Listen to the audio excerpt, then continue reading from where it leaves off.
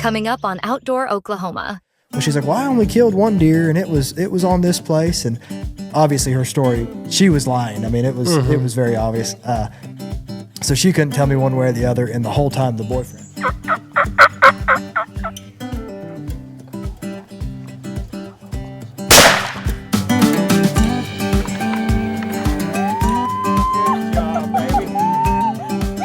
Flavor that comes out of that first bite. You get that rosemary right off the top. Oh, you got him! You got him, Emily! Oh! Nice mess of blue cat we have right there. Ready. Now, folks, this is what we're after. This is what you get in Outdoor Oklahoma. Outdoor Oklahoma is brought to you by the Oklahoma Department of Wildlife Conservation, sharing the beauty, the adventure, and the spirit of Oklahoma's wild places.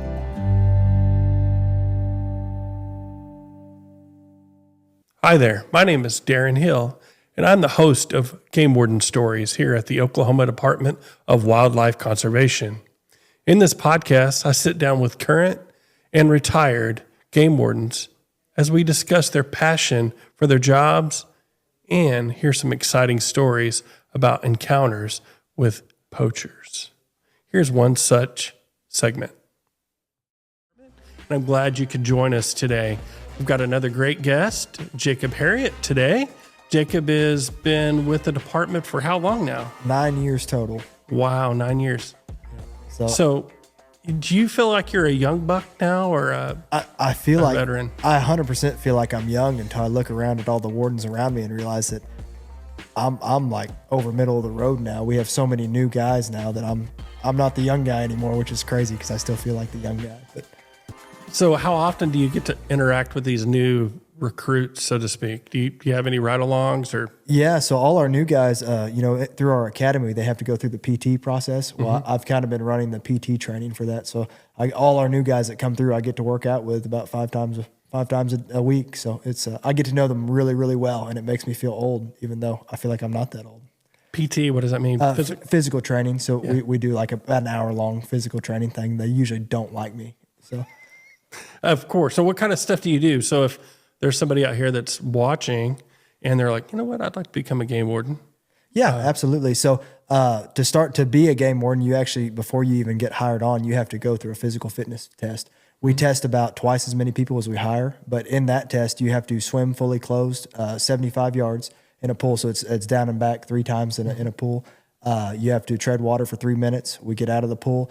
I have a 200-pound tire that people do not like. We do tire flips, and then we have a 16-pound sledgehammer. We do sideways tire drives. You're actually hitting it sideways.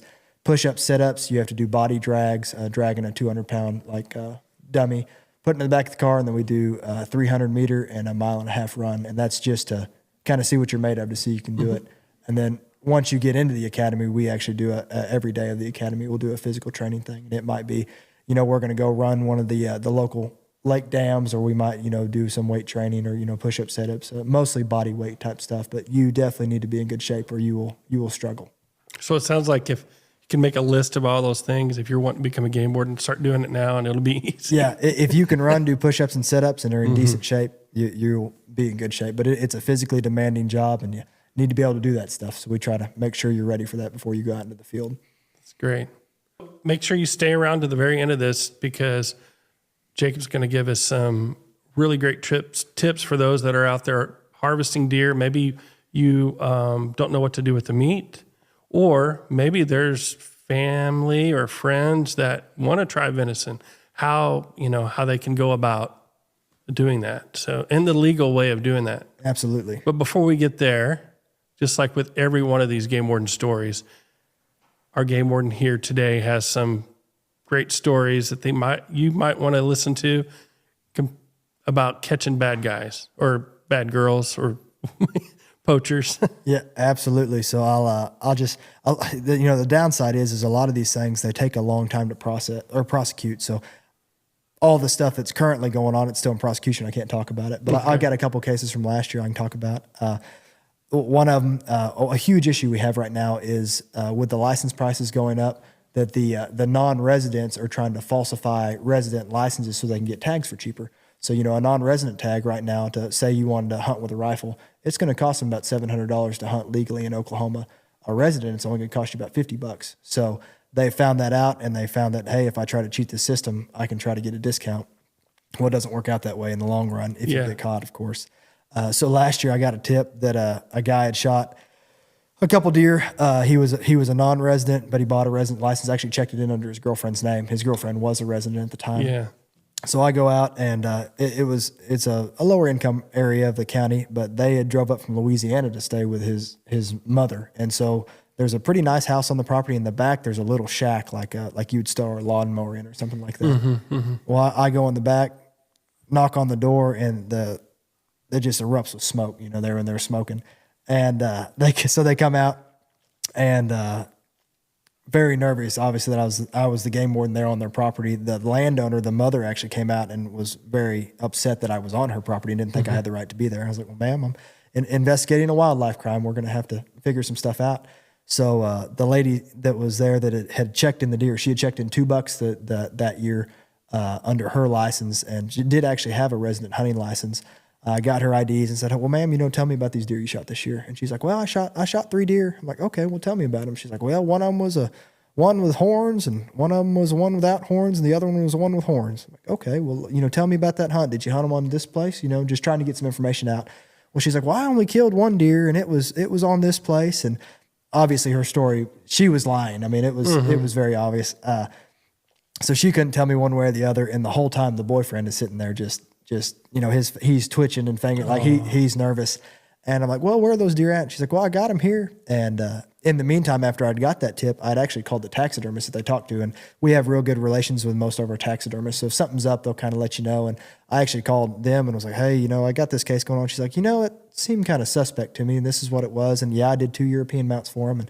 And so sure enough, they have 2 European mounts. Well, I only had a call on 1 deer. Well, now I have 2.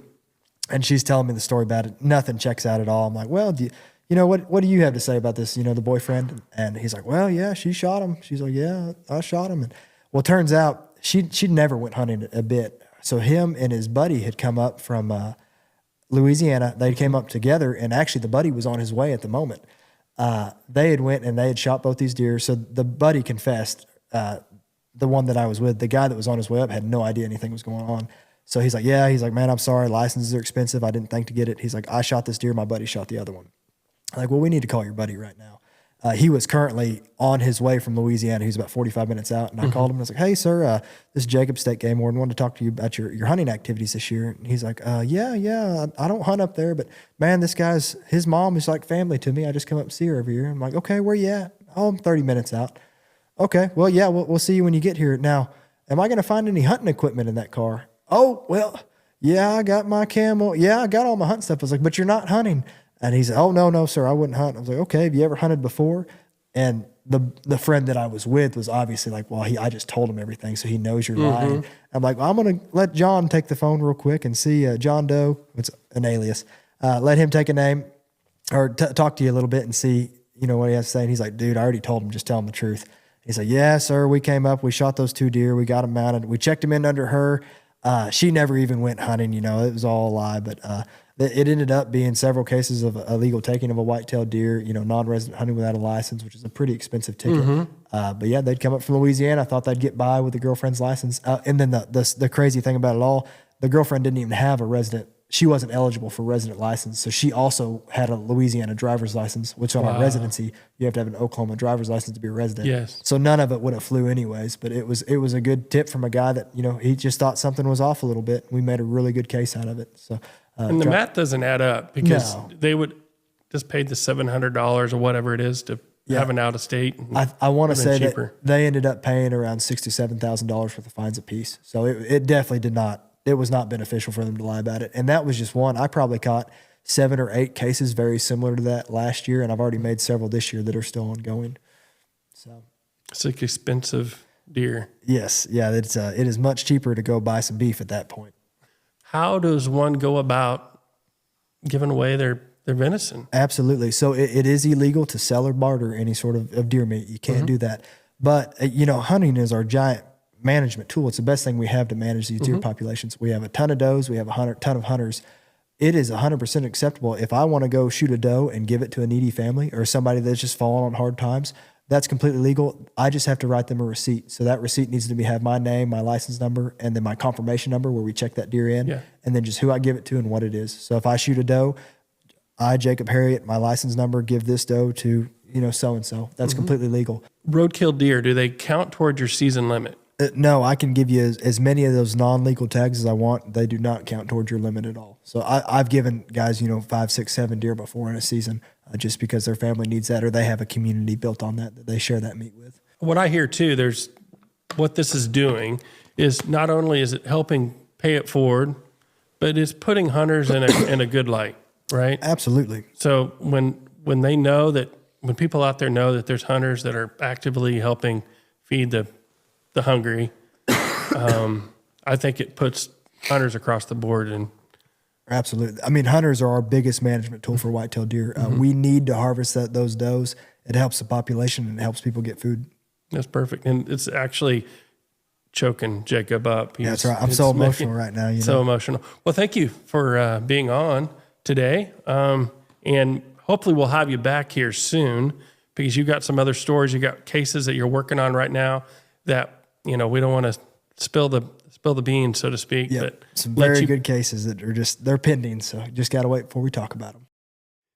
I hope you enjoyed that clip. If you're interested in more Game Warden stories, please subscribe to us on our YouTube channel. Thanks for watching.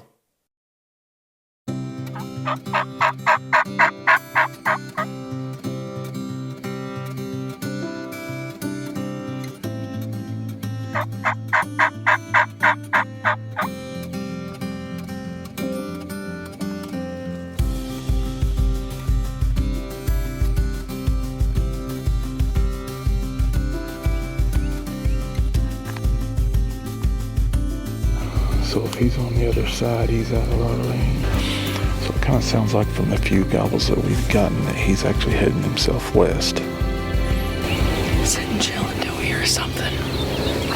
It's really hard to walk around blindly and not know what's around in the open. You'll scare anything that you see.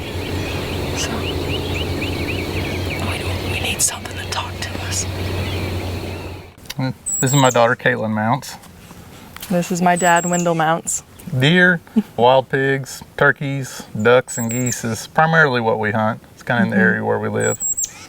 And the fishing, my favorite is fly fishing for trout is definitely my favorite, but we do crappie fishing as well. Yeah, I think the earliest that I can remember is probably a deer blind hunt that we did with my cousin, and I just remember falling asleep, and when I woke up there was this deer and he killed that deer. I thought that was pretty cool. I eventually, how old was I when I killed my first turkey? You were 9. 9.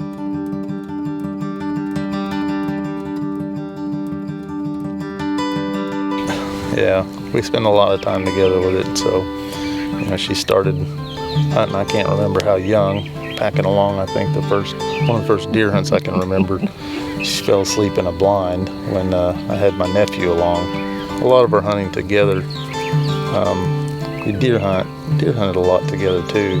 And she's kind of hit the age to where I want to deer hunt on my own. So I get it all set up for her so she goes and hunts on her own. So this year she killed her biggest deer and killed it all on her own by herself. So very proud of her on that. He did not believe me. I called him like, I killed that buck. He's like, no, you didn't. Like, yes, I did. Turkey hunting is really fun. That's what we do the most of, I think, together. It's just we can hunt together and a lot of camaraderie with it. Deer hunting, when you're deer hunting together, I feel like, lots of times we're still hunting, so we're sitting in a tree stand or a blind or something like that. So it's fun. You're being able to talk, back and forth. But with the turkey hunting, it's very mobile for how we like to turkey hunt. So we're all the time running around and where did you hear this turkey? Is it there? Is it there? Sometimes you think it's a different spot, and then crawling on the ground together and sneaking up behind the decoys sometimes. So it can be really action packed. So yeah. So she's been really successful too, though. So I'm guessing she's maybe killed 10 turkeys by now. I'd have to go back and count. So it's a second day of season. we picked this day instead of opening day just because the first day was going to have a whole lot of wind. And with the little previous scouting, I noticed that the birds were not gobbling a whole lot. So I was a little concerned to put in a hunt on a super windy day, not being able to locate the birds. So just waiting one day was going to put us on a much better day. But already knowing that they weren't gobbling a little bit or a lot had me a little bit concerned. So starting out in the morning, we had an idea where we thought they would be set up. Heard a couple gobbles, but maybe only 3 or 4 way in the distance. It wasn't many. Hoping that they were going to come into our area, and it didn't really happen. Had a hen walk in on us, and then everything went silent. But as for typical turkey hunting, that happens a lot, to where maybe the birds hit the ground and they have a hen, they shut up and they don't talk much. So I knew that we just needed to stay positive and keep moving, and just keep calling, keep looking, and eventually you can finally spot one out in a field that might just be strutting and not saying anything. Or come midday, you usually run into a bird that will lose his hen, and they'll gobble just a little bit, and they tend to be a little bit easier to kill. And luckily enough for us, stopping and taking a small break, and knowing that possibility could happen, it worked out good for us. Where did we? Snickers. Eating a little snack at the truck and just talking, taking a little break, and all of a sudden I look at him and I'm like, was that a turkey? And then we heard it again, and I was like, oh, he's close. So we grab everything and we run over, and we weren't really that far from the truck, honestly. We go into this brush that's over here, and there's a pond real close to us, and we had a feeling that he was going to that, and we wanted to get him to us before he would see our vehicles and spook him off. So we just kind of ran into the timber, and it had a little bit of an open area, and we sat down, and he came after some calls, and he was walking away for a moment, but eventually we got him to come back over, and it was a pretty long shot. I had many openings in front of me. I was like, okay, I've got something here, here, here, and he did not hit a single one of them because he was just like a whole tree line back behind it. So eventually I got a nice opening and I drilled him.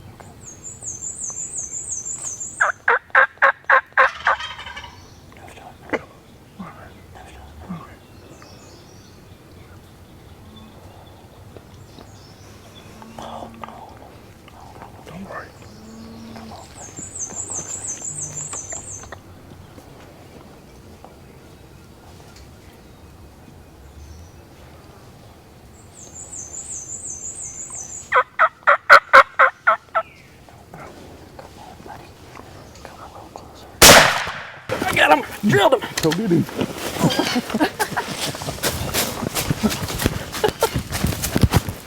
Woo!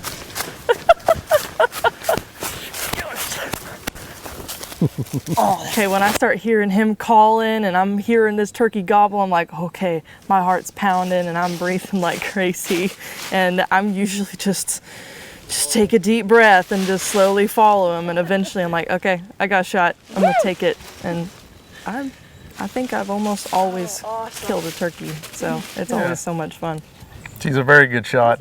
She's missed much less than I have on turkeys. He's a good Tom. Got some age to him. Take Awesome. Your face mask off so I can see you. See you smile. What do you think about hunting turkey? Oh my gosh, I love it. It's one of my favorite sports ever. This is awesome. He's pretty fan. Oh yes, look at his colors. Beautiful. Gorgeous. How do you feel?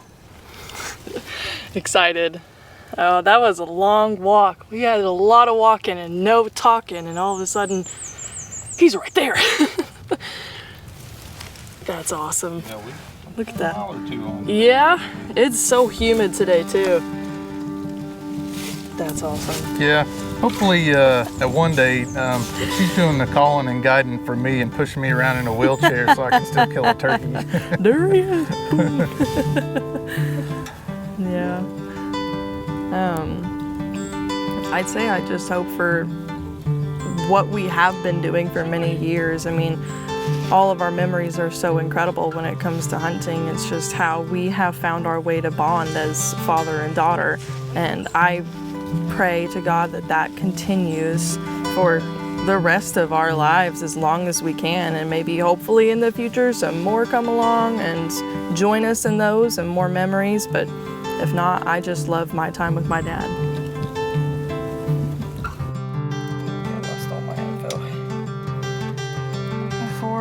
So checking the turkey in is quite an easy process, especially now that we have that mobile e-check thing that we can do. It's always been very easy because I think some of mine had to be checked in like that growing up, and you had to go and take it and check it in. I don't know. Did I ever have to I don't do know that? when the transition started. I just know that it's a lot I don't easier now remember. than having to take it to the check station. Yes, I just remember it being easier than it was when I was quite young. And it's just as simple as you open up your app and you hit mobile e-check-in, and then you fill out all your information, where you're at, the time, certain measurements, just depending on what you have killed, and you hit submit, and that is it.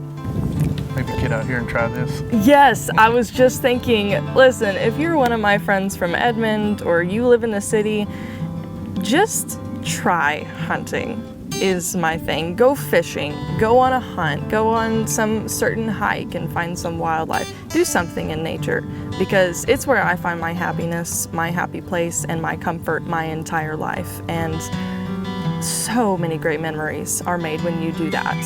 So I just highly recommend, please, just give it a try.